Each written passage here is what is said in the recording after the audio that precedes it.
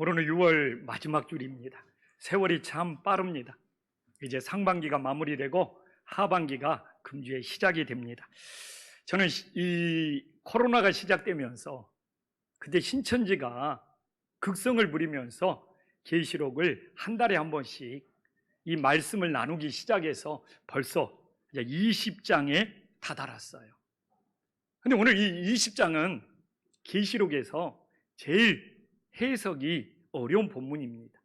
오늘 우리가 읽어봤지만 1절에서 7절까지 찾아봐도 천년, 이 천년왕국이라는 말이 오늘 굉장히 많이 나옵니다. 그래서 이렇게 계시록을 보면 사실 해석이 어려운 것이 몇 가지가 있는데 14만 4천이라든지 666이라든지 그 중에 하나가 천년왕국입니다. 그래서 나도 20장을 건너뛸까 이런 생각을 가지면 안 되는 거죠. 하나님의 말씀을 정직하게 대면해야죠. 교회 역사에서 천년왕국을 해석하는 방법은 세 가지가 있었습니다. 근데 제가 이걸 천년왕국을 공부할 때 좀 헷갈렸어요. 천년왕국을 세 가지로 해석할 때 기준이 천년왕국이래야 됩니다. 천년왕국 앞에 예수님이 재림하면 천년왕국 전에 예수님이 재림한다고 전천년상, 천년왕국 후에 예수님이 재림하면 후천년상.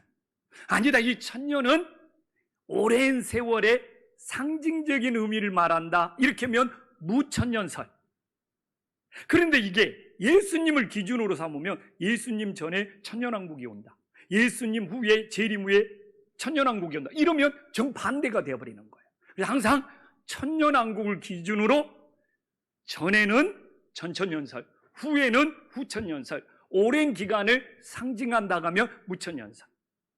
그런데 저 같은 목사가 교회에서 천년왕국을 전하지 않으니까 신천지 교주 이만희가 천년왕국을 굉장히 강조하면서 교인들을 미혹합니다.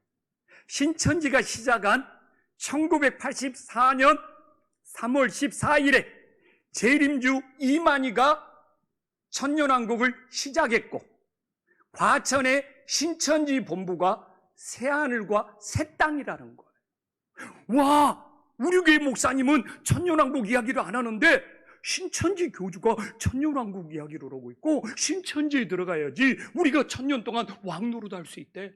근데 이미 1984년 3월 14일 신천지 재림주 이만희가 과천에서 새하늘과 새 땅임에서 신천지를 시작했다면서 너무나 우리 기독교인들이 미혹이 되어서 신천지로 넘어가는 거예요. 저 같은 목사가 성경에서 천년왕국에 대해서 이렇게 다뤄주고 전했으면, 그리고 신천지나 이단이 악용하고 있다는 것을 밝혀줬으면 그렇게 미혹당하는 성도들이 적었을 텐데.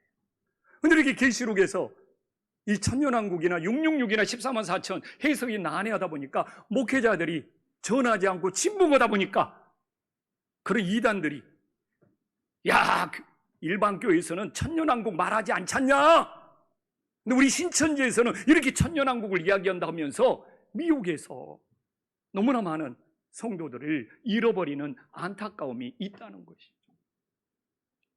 근데 교회의 역사 속에서 천년왕국을 해석하는 방법이 세 가지가 있었잖아요. 그러나 어떤 해석 방법을 따르더라도 이단 시비가 붙지 않습니다. 중요한 것은 예수님의 재림을 믿으며 기다릴 수 있느냐, 이것이 더 중요하다는 거예요. 전천년설일지라도 예수님의 재림을 믿으며 기다리면 이단이 아니에요.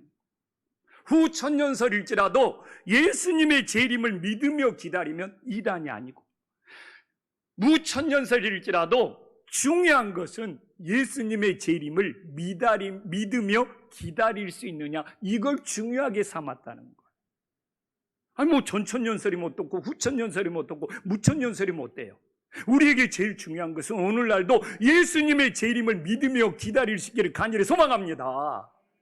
아니 황당하게 신천지 교주 이만희가 지금 재림주가 되어서 천년왕국을 시작했대요. 과천이 새하늘과 새 땅에 우리 다 이사 가야 됩니다. 과천으로. 이런 것에 미혹되고 있으니. 그래서 오늘 우리가 천년왕국을 다루고 있지만 우리에게 중요한 것은 우리가 예수님의 재림을 믿으며 기다리고 우리 재림주 예수님께서 이 세상을 어떻게 심판하는지 깨닫고 우리는 멸망의 길로 가는 것이 아니라 구원의 길로 갈 수 있는 은혜의 시간이 될 수 있기를 간절히 소망합니다. 이제 김포 한신교회에서는 최소한 그런 신천지 천년왕국에 현혹되는 사람은 없을 줄 믿습니다. 예. 그래서 오늘 본문은 천년왕국을 말하고 있지만 천년왕국보다 더 중요한 것은 우리 주 예수님께서 재림하는 것을 기다리는 믿음이 있느냐는 것. 그래서 이 땅에 재림하는 우리 주 예수님께서 어떤 권세를 가지고 있는지 오늘 본문에서 너무 잘 보여요. 이 땅에 재림하는 예수님은 어떤 권세를 가지고 있습니까? 1절에 보니까 무적행의 열쇠를 가지고 있다는 거예요. 그것도 본인이 직접 나설 필요가 없어 천사를 보내서. 근데 이 무적행이 뭡니까? 영어 성경에는 어비스로 나와 있잖아요. 뭐 음부로 봐도 되고 지옥으로 봐도 되고 깊은 도저히 빠져나올 수 없는 그런 깊은 구덩이로 봐도 되고 사단과 그의 세력이 갇혀있는 음부 어비스로 보고 있는 것이죠. 근데 이 어비스, 이 음부에 사단을, 그의 세력들을 가둘 수 있는 무적행의 열쇠를 우리 재림하시는 주님이 가지고 있고 직접 본인이 나타날 필요도 없어 천사들을 보내서 해결할 수 있는 그런 믿음의 주가됨을 다시 한번 기억할 수 있기를 간절히 소망합니다. 그럼 이 고백이 왜 중요하냐? 그러면 이 사탄과 그의 세력은 피조물에 불과하다는 거예요. 하나님의 심판을 받을 대상에 불과하다는 거예요. 그래서 로마의 핍박을 받는 초대교회 성도들이 이 계시록을 제일 처음 읽으면서 와, 우리가 로마 황제의 핍박을 두려울 필요가 없구나. 그 사탄의 세력, 그들을 모두 다 무적행에 가둘 수 있는 그 열쇠를 우리 재림주가, 재림하는 주님이 가지고 있구나 하면서 순교장에 끌려갈 수 있었다는 거예요. 그러니까 초대교회 성도들에게 엄청난 위로를 준 것이죠. 정말 오늘도 사단에게 미혹당하는 인생이 아니라 무적행의 열쇠를 가지고 계신 우리 재림주 예수님을 경배함으로 구원의 길, 은혜의 길로 갈 수 있기를 간절히 소망합니다. 그러면서 성경은 이 재림주 되신 예수님께서 어떤 권세를 가지고 있는지 구체적으로 보여주잖아요. 오늘 2절에 보면 사단의 모든 이름들이 나옵니다. 근데 이 사단의 모든 이름들이 나오는데 이것을 잡을 수 있고 가둘 수 있는 분이 누구냐 이거예요. 그 권세를 누가 가지고 있느냐 이거예요. 근데 성경에서 사단의 이름이 4가지인데 쓸 때 약간 뉘앙스 차이가 있어요. 이 용이라고 사용했을 때는 하늘에서 하나님을 대적하다가 추방당할 때, 뭐 용이 이렇게 승천하고 막 이렇게 내려. 그래서 용이라는 표현은 사단이라는 표현인데 하늘에서 하나님을 대적하고 쫓겨날 때 사용하고요. 뱀은 이게 뱀으로 사용할 때는 아담을 속이고 사람들을 속일 때 이 뱀이라는 표현을 쓰고, 마귀라는 것은 요한복음 8장 44절에도 나와 있잖아요. 디아볼로스, 거짓의 아비. 거짓의 아비. 그래서 우리를 고소하고 비방하고, 이게 사단은 하나님을 배신하고 타락했을 때, 그래서 좀 이렇게 배신이나 타락했을 때는 사단이라는 용어. 근데 이 4가지의 공통점은 뭐냐? 다 미혹한다는 거예요. 그래서 용이 나오면 사단인데 하늘에서 하나님을 대적하다가 추방당하는구나. 뱀이 사단의 어떤 표현으로 나오면 사람들을 속이고 그러는구나. 그리고 이렇게 마귀가 나오면 거짓의 아비구나. 사단이 나오면 하나님을 배신하고 타락했다는 것을 지금 부각시키고 있구나. 그러나 이 사단의 표현 4가지의 공통점은 우리를 미혹하고 있다는 거예요. 근데 여기서도 봐보십시오. 우리 주님의 권세가 나오잖아요. 사단을, 마귀를 잡을 수가 있다는 표현 대단한 겁니다. 하나님이 마음만 먹으면 용도 잡고 사단도 잡고, 그리고 잡기만 합니까? 또 뭐라고 나옵니까? 우리 주님의 권세는 그들을 결박할 수도 있다는 거예요. 결박. 그리고 그것뿐입니까? 그들을 결박할 수 있는 시간, 기간, 그것도 하나님이 결정할 수 있어. 우리 주님이 결정할 수 있어. 그러니까 로마의 핍박을 받는 초대교회 성도들이 성령 충만, 기쁨 충만이 되는 거예요. 야, 우리 주님께서 사단을 잡을 수도 있네. 사단을 결박할 수도 있네. 사단을 가두는 그 시간까지 우리 주님께서 다 결정하고 정할 수 있는 그 주님을 우리가 믿고 예배하고 경배하고 있구나. 오늘도 우리는 세상이 두려운 것이 아니라, 사단이 두려운 것이 아니라, 마귀가 두려운 것이 아니라, 그것을 결박하고 잡고 가두는 시기까지 결정할 수 있는 우리 주님이 나의 주님이 되고 그 주님께 찬양과 경배를 드릴 수 있다는 것이 최고의 기쁨, 최고의 감사가 되기를 진심으로 소망합니다. 주일날은 기뻐야 돼요. 그래서 초대교회 성도님들은 핍박 속에서도 기쁨이 있었다는 거예요. 야, 내가 믿는 주님, 나는 이런 주님을 믿고 있구나. 막 강력이 복받쳤다고 그래요. 야, 그래서 우리가 지금 오늘 어떤 주님께 예배 드리고 있습니까? 근데 예배를 대충 드리실 겁니까? 시원찮게 드릴 겁니까? 내가 믿는 주님이 어떤 주님인지 안다면 정말 기쁨과 감사로 드릴 수 있는, 영광 돌릴 수 있는 믿음의 자녀들이 되기를 간절히 소망합니다. 그러면서 초대교회에 핍박받는 성도들을 위로하기 위해서 오늘 3절에는 뭐라고 합니까? 야, 미혹 이야기가 계속 나오잖아요. 계시록에서 미혹이 풀라 나옵니다. 풀라 나오. 미혹이라는 건 뭐냐? 속여가지고 길을 잃어버리게 만들어. 우리를 속여서 길을 잃어버리게 만들어요. 길이요 진리요 생명이 되신 예수님께로 나가야 되는데 우리를 속여서 길을 잃어버리게 만들어. 그래서 이 신천지가 우리 기존교회 성도들을 속여서 길을 잃어버리게 만드는 거예요. 그래서 우리가 영적으로 깨어 있어서 정말 미혹당하지 않고 오직 예수님을 따를 수 있기를 간절히 소망합니다. 근데 여기서도 예수님의 권세가 나오잖아요. 예수님의 권세. 어떻게 나옵니까? 무적행을 잠글 수 있는 권세를 가지고 있어요. 이 음부의 세계를 잠글 수 있는 권세를. 어디 그것뿐입니까? 응? 우리를 얼마든지 미혹하지 못하게 만들 수가 있어.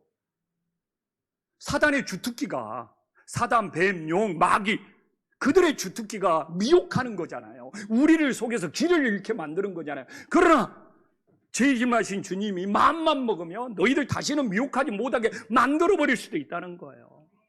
그리고 봐보십시오. 응? 반드시 잠깐 놓이게 하리라. 응? 네. 한 목사님 세 가지 색깔을 동시에 띄워줘야죠. 반드시 잠깐 놓이게 하리라. 그 뭡니까? 하나님의 목적대로 다 움직일 수 있다는 거잖아요.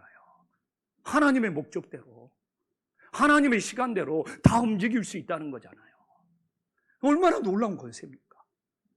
그러니까 뭐 용이 어떻게 생겼냐, 마귀가 어떻게 생겼느냐, 뱀이 어떻게 생겼느냐, 인터넷 들어가면 그런 거 그림 그려가지고 성도들 협박하고 있습니다. 도대체 성경을 뭘 봅니까? 아니, 뱀이 어떻게 생겼느냐가 중요합니까? 용이 어떻게 생겼느냐가 중요합니까? 그래서 뱀물만 그려놓고요, 용을 그려놓고 마귀를 그려놓고 사단을 그려놔서 그거 막 내가 봐도 막 혐오스러운데, 근데 그것이 중요한 것이 아니잖아요. 이들의 세력을 주님께서 무적경에 잠글 수도 있고 미혹하지 못하게 할 수도 있고 잠깐 풀었다가 다시 가둘 수도 있고, 그 권세를 누가 지니고 있느냐? 우리 주님이 지니고 있음을 믿으시기를 간절히 소망합니다.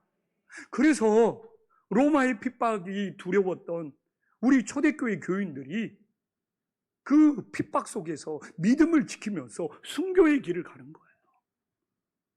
내가 믿는 주님은.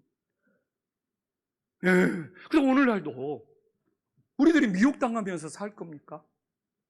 우리들이 주님과 멀어지면 미혹을 당합니다. 그러나 주님이 나와 함께하면 오늘 미혹을 받지 않도록 지켜준다는 거잖아요.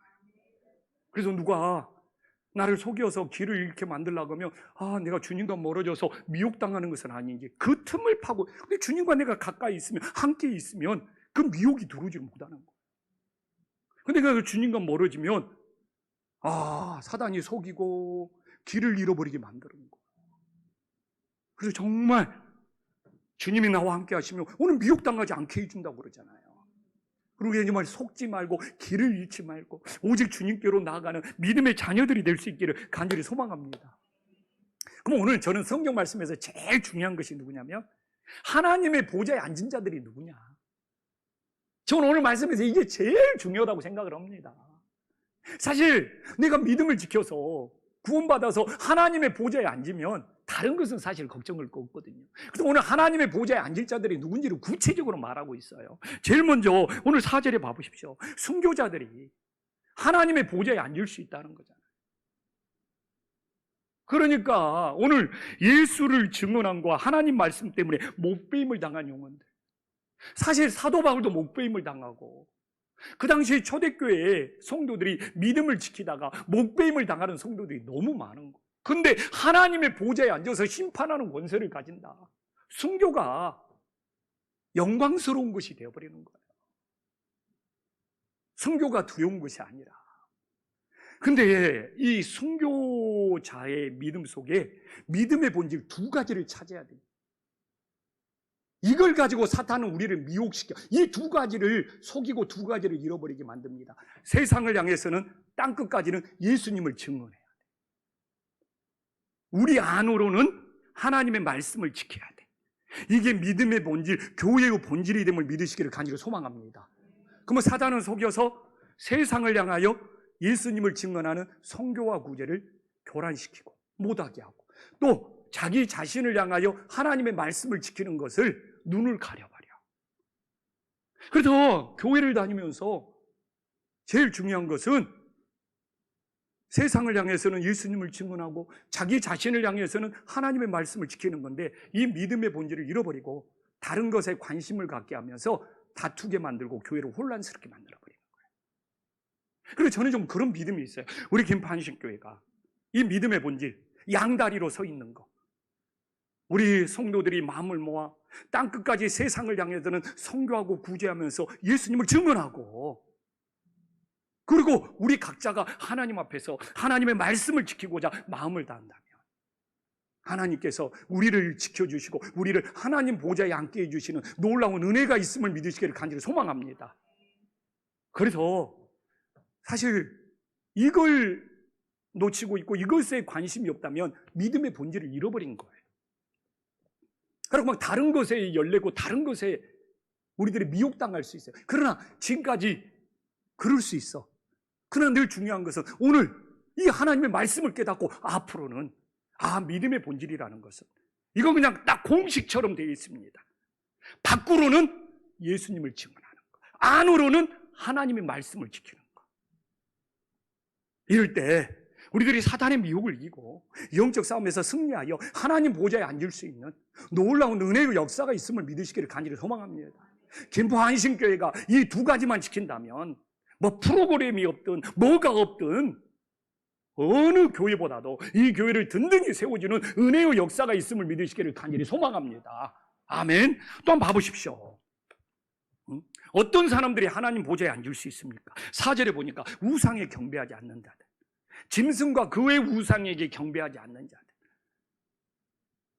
이게 당시에 굉장히 중요했습니다. 여기서 경배라는 것이 예배한다는 거잖아요. 워십. 근데 이 경배가 뭐냐면 그 당시에는 경배하고 예배하는 방법이 엎드려서 절하는 거였어. 이게 늘 하나님 앞에 초대교인들은 엎드려서 정말 예배드렸어요. 엎드려서 절하면서 그게 그 당시 경배의 최고의 표현이었어. 그래서 로마가 기독교인들을 핍박할 때 기독교인들을 색출하는 것이 어렵지가 않았어요. 로마로 들어오는 문 앞에 로마의 상징이 황금 독수리잖아요.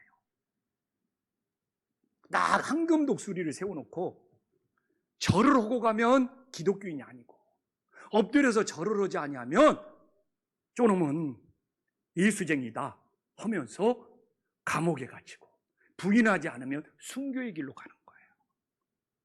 그래서 이 경배, 엎드려 절하는 것이 사실 그 당시에는 목배임을 당할 수 있느냐 안 당할 수 있느냐, 로마에 들어가려면 황금 독수리 앞에서 엎드려서 절을 해야 되는데, 근데 뭐 네로나 도미티아노스 이런 황제들이 기독교를 핍박할 때, 근데 정말 믿음을 지키고자 하는 사람들은 황금 독수리한테 엎드려서 경배할 수가 없는 거예요. 그럼 어떻게 됩니까? 기독교인이 밝혀지고. 그렇게 되면 어떻게 됩니까? 근데 이렇게 초대교인들이 그냥, 야, 우리 눈 가름으로 그냥 여기서 한번 잠깐 그냥 엎드려서 절하고 들어가자, 이러지를 못해. 왜냐하면 이 경배라는 것이, 엎드려서 절한다는 것이 그들에게는 너무 중요하고, 그 대상 오직 우리 주님 한 분밖에 안 되기 때문에. 그래서 오늘날 한국 문화 속에서 조금은 죽어 있거나 생명이 없는 것에 엎드려 절하는 것은 신중할 필요가 있는 거예요. 초대교인들은 이것 때문에 경배, 엎드려 절하는 것 때문에 목배임을 당하는 그런 길을 갔는데, 우리는 이 시대를 살아가면서 이게 한국 문화야 하면서 그냥 엎드려 절하는 것을 너무 가볍게 생각하면 안 돼. 신중해야 돼. 죽어 있는 거나 생명이 없는 것을. 그래야지 이게 초대교회 그 성도들의 순교의 피가 헛되지 않는 거잖아요. 그래서 이게 단순한 문제가 아니었어요. 이 경배라는 것은 엎드려 절하는 문제였기 때문에. 그렇기 때문에 하나님 보좌에 앉아서 심판하는 권세까지 준다고 부르잖아요. 이 부분이 초대교인들에게는 너무나 중요하기 때문에. 그래서 오늘날도 우리가 엎드려서 경배할 대상은 오직 살아계신 재림하시는 주님만 될 수 있기를 간절히 소망합니다. 그리고 정말 우리 한식교회 교인들은 정말 신중하게 정말 절하는 것을 돌아볼 수 있는 믿음의 자녀들이 될 수 있기를 간절히 소망합니다. 또 하나는 누굽니까? 짐승의 표를 받지 않는 거라는 거예요. 4절도 나오고. 근데 내가 왜 2개를 떼어놨냐면, 이 짐승의 표를 받는 것이, 안 받는 것이 하나님 보좌에 앉는 건데, 이게 매매와 연결이 되어 있어요. 그러면 가장 성경적인 해석은 뭐냐? 하나님과 매매하는 물질 중에 어느 것을 더 사랑하느냐. 왜냐하면 당시 로마가 세계를 정복해가지고 얼마나 금덩이 은덩이가 정복한 데에서 가져왔으면 로마 도로를 은으로 깔 정도로 금이나 은이 로마가 풍부했어요. 그래서 이렇게 짐승의 표를 받는다는 것은 하나님보다 물질이나 재물이나 돈을 더 사랑하는 것이 당시의 가장 성경적인 해석이었어요. 그 당시에는 무슨 바코드 이야기를 했겠어요? 무슨 스마트폰 이야기를 했겠어요? 만들어지지도 않았는데, 이 성경이 기록할 때 이 문제는 하나님을 더 사랑하느냐, 물질을 더 사랑하느냐, 너가 물질을 더 사랑하는 그 인이 박힌 거 아니냐. 그래서 그러면 대부분 나는 하나님도 사랑하고 물질도 뭐 사랑해. 근데 예수님이 그렇게 말했냐. 근데 이것에 가장 지금은 초대교인들에게 정말 하나님보다 물질을 매매하는 것을, 돈 버는 것을 더 사랑해 갖고는 하나님 보좌에 앉을 수 없다는 표현이에요. 이게 가장 성경적이고 교회적인 해석입니다. 오늘날도 우리는 이 영적 싸움을 하고 있는 거예요. 예수님도 봐보십시오. 마태복음 6장 24절에 예수님이 직접 하신 말씀이에요. 얼마나 재물이 하나님하고 안 먹고 하나님과 재물을 겸하여 섬길 수 없느니라. 근데 나는 하나님도 섬기고 뭐 재물도 많아야 된다. 아니에요. 어느 것에 우리는 인침을 받았는지, 내 중심은 어디에 있는지. 물질 필요하죠. 없이 살라는 말은 아니잖아요. 그러나 무엇이 우선이고 무엇을 섬기느냐 문제잖아요. 그래서 우리가 오늘 물질, 돈을 쫓는 인생은 그 짐승의 표를 받은 거예요. 그 양심에 주님만이 알고 계신 거죠. 그러나 세상에 어떤 물질, 어떤 돈, 어떤 매매, 어떤 장사보다 예수님을 따르고 예수님이 우선이 될 수 있기를 간절히 소망합니다. 그러니까 예수님도 성전에서 매매하는 것을 엎어버리잖아요. 그래서 정말 이 계시록에서도 너무 그 당시 로마가 부유했기 때문에 하나님을 따를 거냐, 세상에서 돈 버는 매매하는 것을 따를 거냐? 거기에는 유대인들이 하나님의 이름을 부르면서 너무 돈 버는 장사하는 매매에 푹 빠져 있는 것까지 그 역사 속의 배경에 담겨져 있는 거예요. 유대인들이 하나님의 이름은 부르지만 매매, 돈, 장사하는 것에 너무 빠져버린 거예요. 그래서 기독교인은 그 길을 가면 안 된다는 거예요. 그 배경도 깔려 있어요. 그래서 우리는 정말 하나님 보좌에 앉기 위하여, 정말 이건 구원받아서 하나님 나라 간다는 거잖아요. 세상에 어떤 물질, 돈 버는 것보다 예수님을 더 뜨겁게 사랑할 수 있는 믿음의 자녀들이 될 수 있기를 간절히 소망합니다. 그러면 이제 하나님께서 어떻게 심판하느냐가 중요하잖아요. 근데 오늘 막 6절에 보면 막 많은 사람들이 첫째 부활은 뭐지? 천년 동안 뭐 왕노르던 건 뭐지? 둘째 사망이 없는 건 뭐지? 근데 단순한 거예요. 우리들이 예수님 증언하고 말씀 지키다가 하나님 보좌에 앉으면 이건 선물로 받는 거예요. 그냥 따라오는 거예요. 순리대로 오는 거예요. 오늘 성경 읽어보십시오. 이걸 내가 노력해서 얻어야 됩니까? 애써서 얻어야 됩니까? 무슨 내가 어떻게 해서, 아니에요. 그냥 따라오는 거예요. 주님 앞에 선물로 받는 거예요. 내가 정말 재림하시는 주님을 믿으면서 우상 숭배하지 않고 믿음을 지키다가 하나님 보좌에 올라가면 이건 그냥 선물로 따라오는 것이 됨을 믿으시기를 간절히 소망합니다. 근데 그냥 이것이 뭐냐고 잔뜩 연구해놓고 막 가르쳐놓고 본인이 예수님 증언한 것 같고 말씀 지키는 거 못해서 하나님 보좌에 못 가면 뭔 상관이냐고요. 이게 사실 해석할 필요도 없어. 따라오는 건데, 하나님이 선물로 주는 건데 눈 씻고 읽어보십시오. 첫째 부활은 예수님이 재림하면 우리도 같이 부활한다는 거예요. 기다릴 필요 없이 둘째 사망, 첫째 부활을 했는데 다시 죽을 일이 있냐 이거예요. 안 죽어. 우리가 첫째 부활에 참여하며 그러면서 예수님과 함께 하늘에서 왕노릇해요. 그 천년왕국이 일찍 있든 늦게 있든 뭔 상관이냐 이거. 그래서 참 이게 성경을 보면서 막 이것 갖고 막 다투고 막 나는 막 이것이 맞다 저것이 놀라는, 그건 선물인데. 우리 예수님 믿고 하나님 보좌 가면 하나님께서 우리들에게 저절로 주는 건데, 이게 우리에게 중요한 것은 내가 이 하나님 보좌에 앉는 것이 진짜 중요한 믿음인데 그건 놓치고 이걸 받을 수 있느냐 없느냐 이것만 다투고 있으면 정말 안타까운 거죠. 그게 우매한 신앙인 거죠. 우리는 이건 몰라도 믿음 지켜서 예수님 증언하고 말씀 지켜서 하나님 보좌에 가면 이건 하나님께 선물로 받을 수 있는 은혜가 있음을 믿으시기를 간절히 소망합니다. 그러면 이제 하나님께서 어떻게 심판하셔요? 심판을 봐야죠. 오늘 10절에 보면 마귀와 그의 세력들이 유황에 던져져서 짐승도 거짓 세력도 다 밤낮 괴로움을 받는다는 거죠. 근데 그들이 심판을 받는 이유는 미혹이에요, 미혹.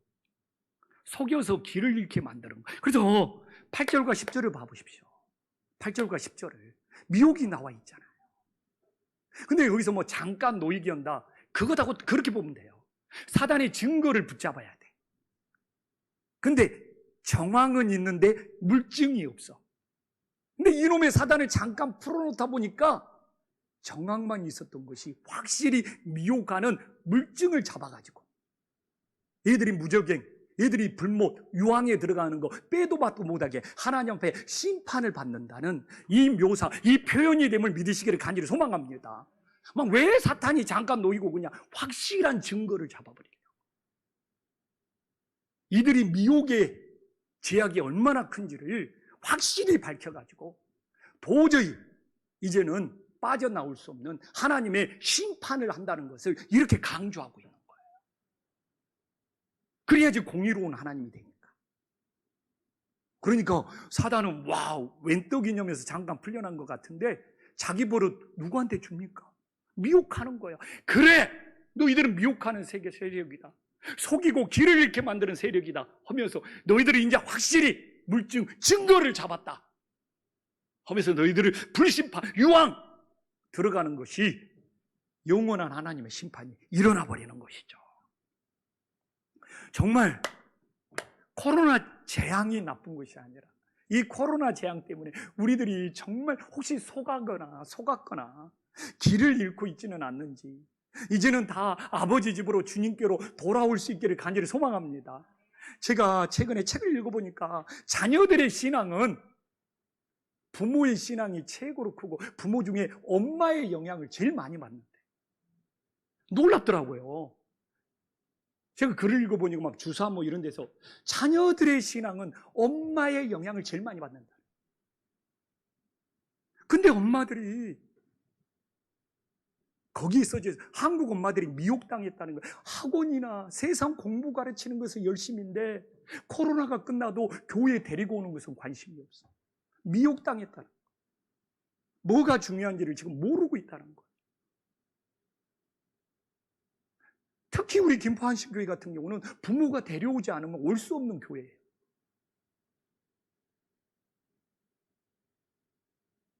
부모 책임이 제일 큰 거예요. 아니, 부모가 자녀를 교회에 데려오지 않으면서 교회 학교가 어쩌니? 이게 앞뒤가 안 맞아요. 그리고 신앙이라는 것은 무슨 프로그램이나 무슨 그런 것이 아니잖아요. 우리가 하나님 앞에 예배하는 것은 믿음의 본질이고 본분이잖아요. 근데 엄마의 영향을 제일 많이 받는다는 거예요. 그 다음에 그 교회 담당 목사, 그 다음에 아버지더라고요. 그래서 야, 아버지는 좀 다행이다. 집에서 순서가 3번, 4번째는 좀 섭섭할 수 있는데 자녀들에게 신앙 영향을 미치는 것은 좀 아버지가 순번이 밀려나더라고요. 정말 코로나에 너무나 많은 영혼들이 미혹당하고 속고 있어요. 이제는 돌아와야죠. 그래서 정말 하나님 앞에 속아서 길을 잃어버리는 것이 아니라 길이요 진리요 생명이 되신 우리 예수님을 따를 수 있기를 간절히 소망합니다. 그러면서 오늘 마지막으로 생명책에 따라 심판한다는 거잖아요. 12절과 15절에 나와요. 저는 이 말씀 보면서 숨이 턱 막혔습니다. 아니, 세상에 자기 행위대로 심판을 받으면 생명책에서 구원받을 사람이 누가 있냐 이거예요. 성경을 읽다가 하나님 저 구원받고 싶은데 어떻게 하면 좋겠습니까? 말로 심판받는 것이 아니라, 생각으로 심판받는 것이 아니라 우리 행위로 심판을 받는데, 아니 사실 세상에 내 행위로 의로워서 생명책에서 구원받을 사람이 도대체 몇 사람이나 되냐 이거예요. 그러고 정말 막 죽겠더라고요. 어떻게 해야 되냐? 그러고 어떻게 해요? 누가 가르쳐주는 사람이 없으니까. 그래가지고 정말 막 계시록을 열심히 읽었습니다. 계시록만. 아니, 왜 요한은 자기 행위대로 심판을 받아갖고 생명책에 기록되고, 안 그러면 생명책 기록되지 않냐면 불못에 던져버린다고 하는데 도대체 자기 행위로 구원받을 사람이 누가 있냐 이거예요.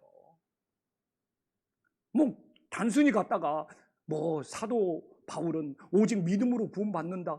설득력이 떨어지잖아요. 요한한테 들어야 될 거 아니에요. 사도 요한한테. 여기다가 바울 이야기 깨가지고 우리는 오직 믿음으로 구원받습니다.